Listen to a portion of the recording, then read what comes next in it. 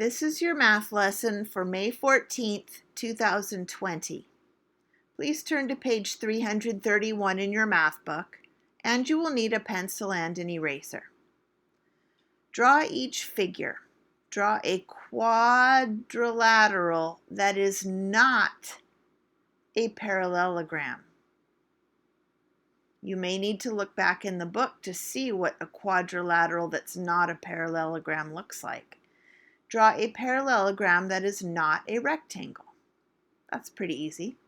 Draw a rectangle that is not a square. That's pretty easy. And you'll draw them all in this grid. You can use a straight edge like an envelope or a piece of cardboard or a ruler, whatever.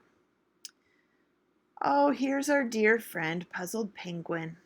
Dear math students, today I had to draw a quadrilateral with parallel sides that is not a rectangle, square, or rhombus. This is my drawing. Is my drawing correct? Boys and girls, is this a quadrilateral? Right, yes or no, is he correct? If not, please help me understand why it is wrong. It is wrong because, or it is correct because.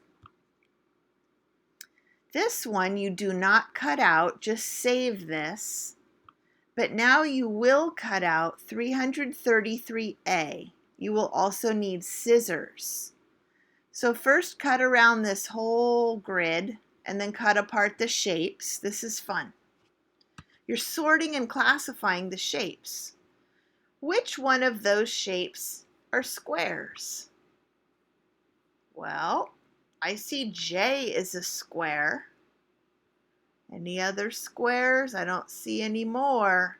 So I put J on this shape, lift it up, write a J underneath it. J is a square. It's also a rectangle. It's also a rhombus, and it's also a parallelogram. See, if it's in this, it also is these. It's almost like a fancy Venn diagram. Then find some rectangles. I see N and A.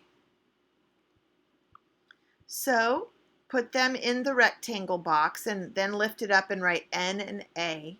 So I see that a rectangle is also a parallelogram, but not a square or a rhombus.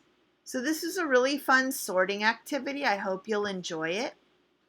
That is your math lesson for May 14th.